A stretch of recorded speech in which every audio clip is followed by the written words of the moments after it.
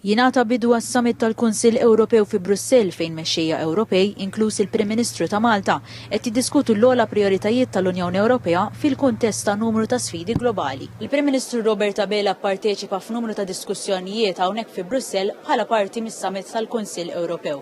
Ċentrali kienu 4 temi mill-aktar importanti u kurrenti fosthom il-gwerra fl-Ukrajna fl-Lvant Nofsani, il-kompetittività, id-difiża u s-sigurtà Ewropea kif ukoll il-migrazzjoni. Il-mexxejja bdew ħidmithom b'laqgħa importanti dwar il-migrazzjoni flimkien mal-President tal-Kummissjoni Ewropea Ursula von der Leyen skattat diskussjoni dwar kif għandha tiġi indirizzata l-immigrazzjoni. Il-Prim Ministru tkellem dwar il-ħtieġa ta' aktar kooperazzjoni ma' pajjiżi terzi, dan jinkludi il-Libja. Enfasizza li Malta se tibqa' tappoġġja pajjiżi bħal-Libja biex tiġi indirizzata l-isfida.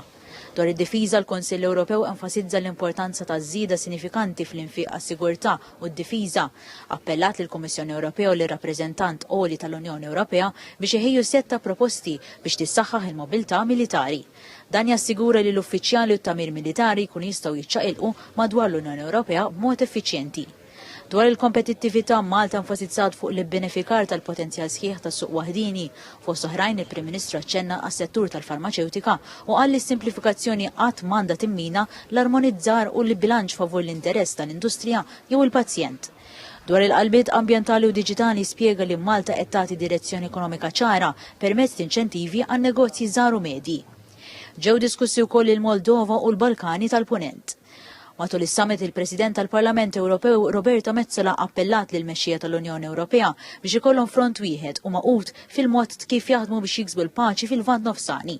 Qalet li filwaqt li l-paċi tista' tkun diffiċli biex tinkiseb mhux impossibbli. Sostietni l-Unjoni Ewropea se tibqa' tkun ta' sosten għall-Ukrajna. Min-naħa tiegħu Dr. Abela nnota li Malta bil-Presidenza tal-Kunsill tal-Ewropa iffirmat ftehim importanti li se tara t-twaqqif ta' Tribunal Speċjali dwar ir-reat ta' aggressjoni kontra l-Ukrajna.